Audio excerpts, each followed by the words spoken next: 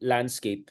Now, what about the scenario of them forcibly trying to take over BRP Sierra Madre? Should we be clear na, first of all, ang rules of engagement is our naval forces are sanctioned to use lethal force to defend themselves and to protect our base. And then also that the US and the Americans and the Filipinos have to also signal that the MDT will be activated in an event that the Chinese essentially provoke an armed confrontation, kinetic confrontation. I think, I'm not sure if it's clearly stated, no? But I think we need to restate or be emphatically restate that we are declaring, free fire zone around, let's say, 100 meters around, Sierra Madre. Ibig sabihin, pag pumasok ka within that range, pwede kang gamitan ng deadly force. Okay? And dapat communicated sa kabila yun na once you do that, when you fall within that perimeter na natetrating kami, we will shoot you. Okay? So very clear dapat yan para hindi masabing sasabihin nila, nabigla sila, binaril natin. Okay? Once communicate, hindi yan tinatago eh. Dapat alam yan ng kabilang side na I will shoot you if you come near my my ship at this distance. Okay? Pangalawa, I don't see na ibo-board nila eh kasi that will really trigger MDT. Kasi kung gagawin nila, ginawa na nila noon pa yun. Okay? Alam nila yun. You think that they they might get desperate and do something stupid. I mean, you never know, right? Hindi pa naman. Kasi they already control yung waters around Ayungin Shoal eh. Ang nakikita kong scenario na pwede yan is kung yung Sierra Madre will manifest na yung hull integrity niya talagang it's breaking up. So kung ako yung kabila, pwede kong isipin, sige, that now gives me an excuse. I'm not attacking you. I'm actually rescuing your troops. Yeah. Kasi mamamatay kayo sa debris and all that. So I'm rescuing you. So now since wala nang integrity yung Sierra Madre, it's no longer a ship. It loses its legal persona na warship which is considered extension of Philippine territory. Kaya nga yung the very rationale kung bakit kinaharang nila yung construction materials was to make sure na mapabilis na yung breakup ng Sierra Madre. Yeah. Well, I think it was Zhang yata yung PLA lieutenant yata yung nagsabi na in 2013 no na yung structural integrity na ito ay compromised na, so it's just a matter of time na gigiba yan. Kaya from 2014-15 onwards they really stepped up itong effective siege nila no on Ayungin Shoal. So obviously now they're disappointed because hindi natuloy yan, and honestly, do you think there was really that gentleman's agreement with Digong? Na talaga you think Digong understood what he was offering them, or Digong was just saying Digong stuff and the Chinese bought it? I mean, sino nagbudol diyan? Sino nabudol? Si Digong nabudol or yung China nabudol? I mean, kasi mukhang galit talaga ang China eh. I mean, honestly, Admiral, correct me if I'm wrong, I will trust China more than Digong on these issues. I think mas honest ang China. At least they love their country. I'm sure they're patriots. I mean, well, I think maybe there was a sort of an informal discussion. Okay, you do this, then we'll not do this. Okay. Ang alam ko, ang kinakatakutan kasi ng China, particularly kung magpag bardagulan tayo sa kanila in media, is they will lose face before their own general public. Yun yung kinakatakutan nila. Kasi kung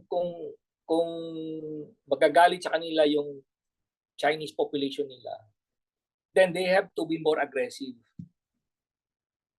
They're forced to be more aggressive sa atin to compensate for that. Parang yung parang lumalabas incompetent sila eh. Or nabudol sila. Exactly. Kaya nga sabi ko, may genuine anger talaga mga Chinese dito eh. Parang mukhang genuinely nabudol sila ni Digong or something like that. So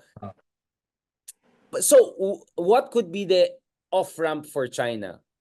Okay, I know this is already DFA beyond our pay grade. Pero if you and I were to negotiate, let's say, modus vivendi here, what would be the least bad modus vivendi that could end or prevent end this crisis, or at least prevent this escalating? Like, kung ang concern mo dito is napahiya yung mga Chinese and they have to show quote-unquote competence, what can they get short of overtaking BRP Sierra Madre that could be modus vivendi? Do you get what I'm saying? Mahirap to eh. This is really tough. Sinabi na nila, Otherwise, one side has to back down. Diba? Ganun lang kasimple yan.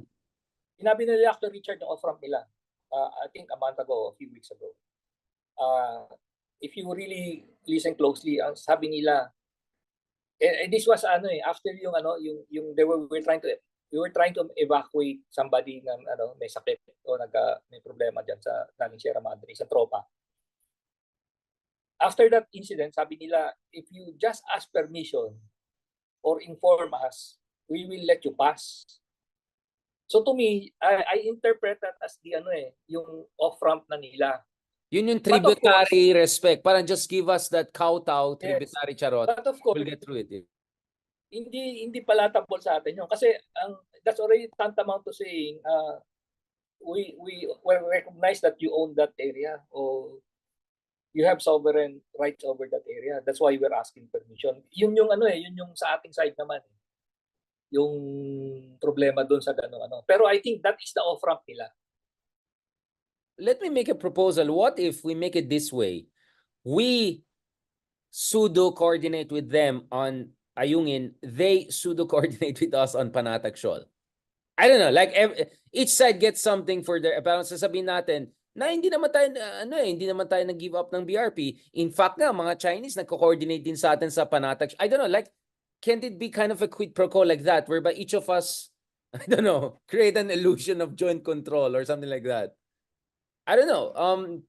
I know that sounds crazy, but that's one thing that comes to my mind. If this is really about saving face, which is important to us Asians, then each of us can give something to the other side. And then each side can do their own domestic blah, blah, blah. I don't know. It must be in an ecosystem of trust. Kasi I don't see that trust now eh. So, if what you're saying is gusto mo yung ganong concept o yung strategy, we need to rebuild yung diplomatic engagement sa kanya, which is actually in tatters. Nasira siya eh, yung with the past year. Hindi naman natin kasalanan yan, di ba? I mean, Admiral, sila yung nagbubulis. Okay, then this is my question. Does that mean we should end the Transparency Initiative? Kasi, let's be honest, all kudos to Philippine Coast Guard. But as long as this is under the flashlight, the spotlight, this is scrutiny 24/7, you cannot create that environment of trust in a sense that each side is just trying to embarrass the other side, right? Do you think that potentially we have to end the Transparency Initiative and then in the quiet and in the dark kind of sort out the off-ramp situation, right? I'm just, what we're doing here, we're really thinking about ways to de-escalate this in the open. Create a kind of a de facto regime. I will agree with you, Richard, partially, no? Kasi ang position ko rito kasi ganito eh. And it's not about the Transparency Initiative per se, no? We need to use all the levers of power natin eh, yung dime, we call it the dime, di ba? Yung diplomacy, information, military component, economic. Dito, yung transparency falls under the I, the information part. And for a long time, ito yung pinaka-main, yung lead natin, yung I, yung transparency. Medyo na-subdued yung D part, yung diplomacy. Tama ka. So maybe ang akin naman dito, we're not saying totally out na yung Transparency Initiative, but rather, we need to calibrate this, these four tools of statecraft eh. Sometimes yung military component ang angat, the others are subdued. Sometimes yung transparency ang angat, the others are subdued. Depende sa Again, depende sa strategy mo. Okay? But definitely, hindi pwede ang strategy natin dito is just transparency. It's only a component of one holistic strategy. Necessary but not sufficient. Yeah. Oo. So dapat it's working in synergy yung tools of statecraft mo. So I agree with you, but it's not totally doing away with it, but rather calibrating it. Depende. You bring down one, you bring up others, 'di ba? Parang yun eh, parang calibrate. Fine-tune mo siya. fine-tuning, exactly. Tweak it, fine-tune it. Parang fine-tuning a piano, yung keyboard. So para hindi siya That's a good sintonado, metaphor. you have to tweak yung keys eh. Yeah, that's a good metaphor. Yeah, I mean, again, all due respect, I think our Philippine Coast Guard, patriots have done a great job. Ang akin lang kasi dito is, I think it's time for some tactical reconfiguration. I think it's unfair to say transparency is bad or useless or not working. It's just a matter of, tama ka, how do you balance it in the bigger package of DIME, military, diplomatic, and economic. Economic, halos walang nangyayari in terms of new investments.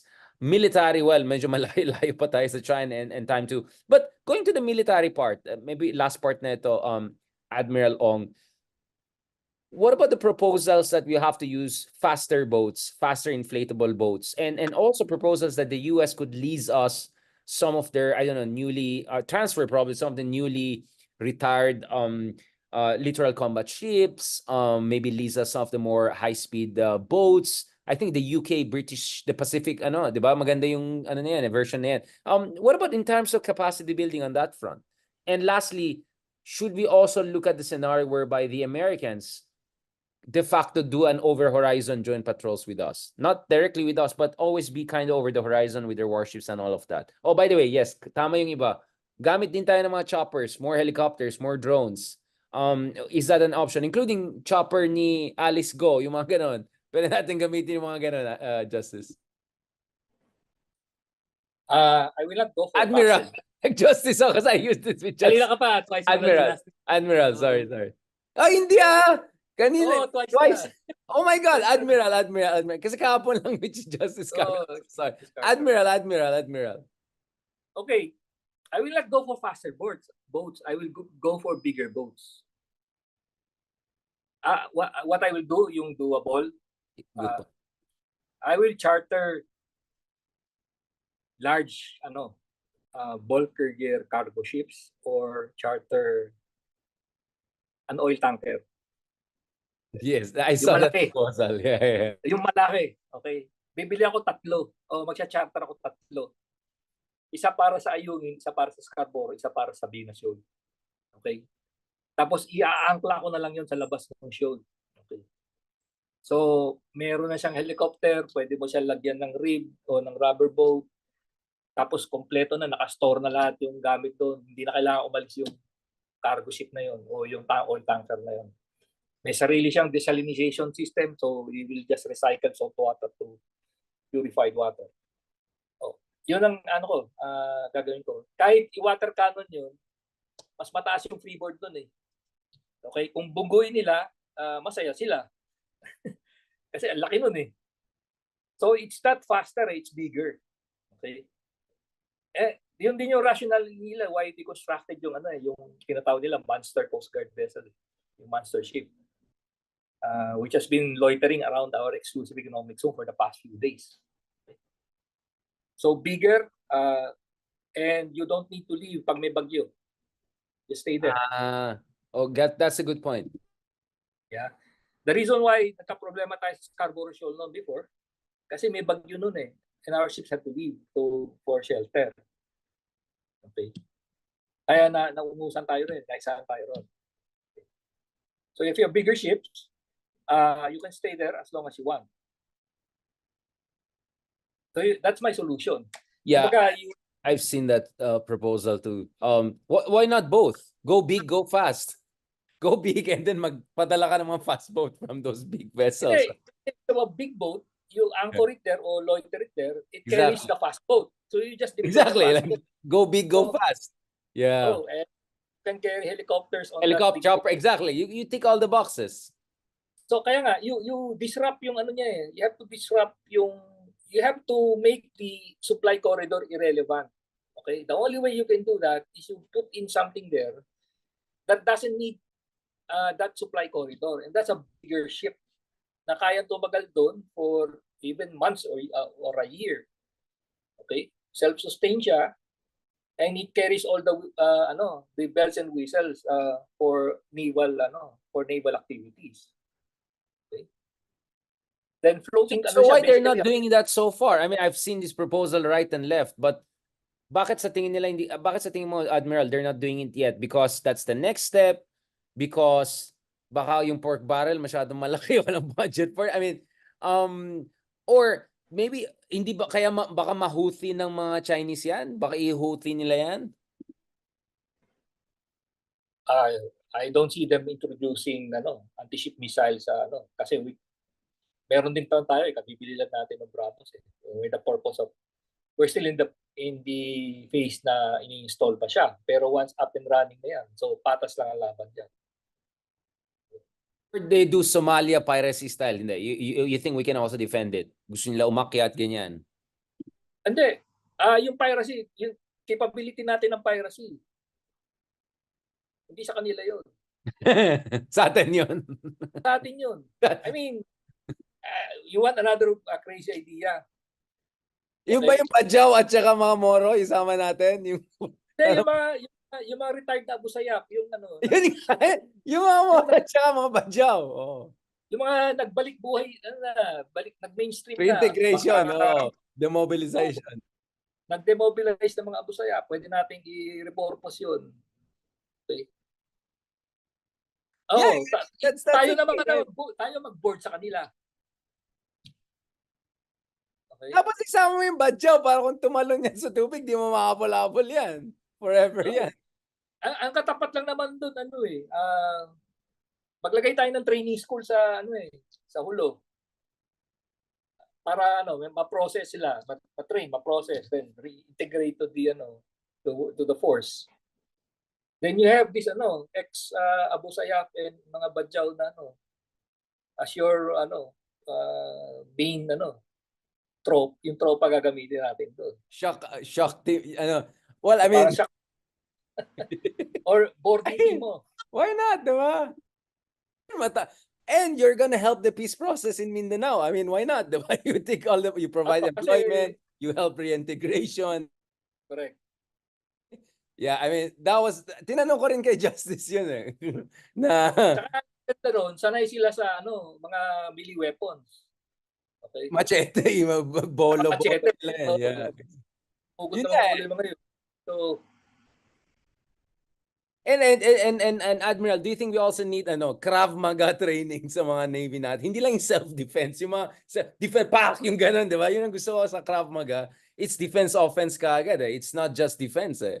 Do you think we should go at that level and learn from the Indians also sa Himalayas? Madugo yung ginawa nila sa Himalayas eh. Nasa videos yan, nasa YouTube yan.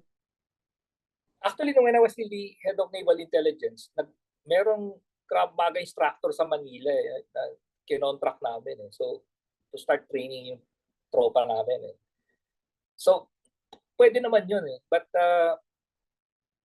siguro you just aim for, let's say, 1 battalion of troops na train sa Krav Maga. Kasi hindi naman immediate yan So, mag-focus ka muna, 1 battalion of troops, train them in hand-to-hand combat. Yun yung then you deploy them. Pwede yun. Yeah, di ba? I mean, maganda tong discussion I think pwede na pakinggan ng mga kasama natin dyan. Andyan na lahat. O Arnis daw, Arnis, para naman ma-promote din natin yung Filipino arts. Martial arts. You watched, di ba? You watched Dune. Oo nga Arnis yung oo nga Yes. Kasi I'm a big fan of oo nga Di ba yung context they cannot use laser weapons kasi ma-detect sila. No, that will create pag tumama sa shield, that will create an explosion. Kaya nag-level down yung technology nila, they use bladed weapons. Yun yung pinakaano nila. So yun, medyo science fiction na tayo pero the point is what's wrong with repurposing a battalion of troops purely for hand-to-hand combat? I mean, pwede naman Definitely. Lastly, I keep on saying lastly, but ihabol ko lang to.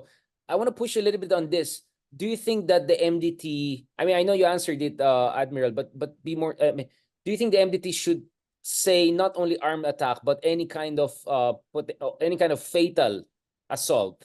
So whether kutsilyo or machete or barel, pag pumatay ka ng Filipino serviceman, yun na yan. Do you think that rephrasing is necessary? Because last year, the Indo-Pacific Command came up with this declassified paper na I'm sure you saw it, whereby it says na hindi lang dapat kinetic, i.e. usage of live ammunitions, it has to also cover non-kinetic actions that could lead to, among others, bodily injury and all. Do you think that level of further clarification or expansion of the definition is necessary to make the MDT deterrence-wise more effective? Parang Richard, ano yan, it's a debate between do you consider the input or the outcome. Okay? So if you do that, we look at the outcome. Ibig sabihin, pag may namatay o may nasaktan, regardless of how it was happened, that triggers the MDT. But of course, that requires conversation between us and the US. Hindi naman pwedeng unilaterally, ano. But may dagdag lang ako, no? And dahil nag-attend ako ng cybersecurity conference last sa araw. Cyber, particularly it's targeted sa critical infrastructure like power, telecoms, tapos it creates casualties. Dapat i-consider na rin yun as an attack. It's an arm attack. Kasi wala pa namang wala pa cyber nung 1950s. Yeah, but we saw that with the Stuxnet, diba? With the Stuxnet, diba? Yung mga cyber attacks na, you can affect mechanical developments, including nuclear facilities, of course. That's the context of Stuxnet. Imagine if sumabog yung nuclear facility na yan and it created casualties. That could have been counted as an act of war, diba? Yes. So we are, I mean, more than 10 years ago na yan. So that means we're way into an era of cyber warfare as a... So kaya ang point ko dun is we move from a modality-based definition to a consequence-based. Diba? Hindi mo tinitingnan kung anong ginagamit, ang tinitingnan mo yung consequence. So kaya nga hindi dapat modality obsessed yung, or dapat modality what's the term? Neutral yung definition, right? Or agnostic. Modality agnostic, yeah. Correct. Kasi kasi merong mga discussions na the most likely scenario if we have this conflict with China, ang mauuna would be a cyber attack. Kasi yun yung in terms of attribution, yun yung mahirap i-attribute. Absolutely. Mahirap okay, si China yung galing doon. It can come from anywhere. Okay? Or it can come from private sector. So mahirap Exactly. On that note, thank you very much, Admiral Ong. Let me just be very... Hindi ka naman kita tinawag na Justice Ong, at least, Admiral. Huwag kang mag-alala. Ginaganon din kami ni Ronald Llamas. Tawag niya sa akin, Christian. Tawag niya Christian Richard. But di sa TV, ginawa niyan sa Storycon. Sabi ni Patrick, Richard yan! Bakit? Kaya mo na yan, wala na yan. Hindi na natutulog yan. So, pasensya na lang, Admiral Ong. For some slips up here and there, nakakahawa pala si Ronald Llamas. Thank you so much na pinatulan mo din yung all Duterte, 3 Duterte, budol me once, vote me thrice, discussion natin. And thank you so much dito sa operational discussion yan. Pero di ba, nakita mo yung thinking it out loud, di ba? Yung off-ramp sa akin, mahalaga yan eh. There could be no diplomacy if you cannot think about creative, reasonable, mutually beneficial off-ramps na hindi mag-undermine. Kaya naisip ko, one crazy idea is, kunyari lang may coordination, liaison ang term, di ba? We liaison it with them, pero mag-liaison din sila. Something along those lines so that each of us can save our face and then maintain the status quo on terms that are beneficial to us. I mean, I only can think of that honestly. So, sige, sabihin ko na sa DFA yan bukas. But this is one thing I was thinking about. So, thank you so much, Admiral, for that intervention. And yeah, I wanted to also hear that should we also go big, not only fast. And in fact, you can have them both. Diba? You can go big and then put the fast boats on it and choppers and all of that. So in short, mahaba pang marathon to. Marami pang pwede mangyari. So in short, you don't think we should press the panic button yet, right? Ano lang tayo, vigilant lang tayo. Correct. They've disrupted yung strategy natin o tactics natin. We need to restore balance. So we need to disrupt yung pag-disrupt nila sa atin. Basically, yun. Create a new equilibrium, no? Whereby we have more agency and room for maneuver. Thank you so much, Admiral, for that fantastic discussion. Yeah, I mean, the whole game of chess versus Go and all of that. I mean, all of these elements were there. Admiral, do you have a new article on this issue? I saw you had a new article. Do you want to recommend it to our readers who want to read more about your analysis dito? Sa Rappler rin, but meron din sa Rappler, di ba? So yeah, I wrote an article, an op-ed, nandun sa our Rappler. It's about Ayungin actually. And it's about, we should not let that incident na Ayungin divide us, Filipinos, in our nation. So it's a recognition that one of the tools ng China is actually designed to create divisiveness, create discord between among Filipinos and also between Filipinos and their government. Okay? So, yung pag-lose ng trust sa government because may kapalpakan o may pagkukulang, of course, natural lang yun eh. But we need to be worried na baka, ano yun, that can be reinforced and that Weaponized. Oo, weaponized. You're right. And also give an excuse to the itago natin sa pangalan ng Makapili Club, 'di ba? To scare tactica. Kasi naman lumalaban tayo, di sana okay na. I even have some sorry for it, some idiots who message me saying na warmonger daw tayo for talking about MDT. And I mean, the guts of these people, these unpatriotic people, to have the guts to attack us or people like me to say mali kami just because we mentioned the issue of MDT. This is not about war, it's about deterrence. Hindi ko alam, dapat turuan yata elementary pa lang anong ibig sabihin ng deterrence na. Kasi akala ng tao either suko ka or laban ka, when in fact may tinatawag na deterrence, which is you don't even need to get into war if you know how to deter the other side. So, unfortunately, medyo poor yung strategic vocabulary natin. So, maybe you and I, Admiral, we have to contribute siguro sa mga curriculum revision since we're gonna have a new DepEd secretary soon. Na sana may alam talaga sa education, di ba? Salamat. Hindi ko sinabi Secretary Ong. Malay ko, baka kayong kukunin na Admiral Ong. Thank you very much po and mabuhay po kayo. Thank you, Richard. Good night.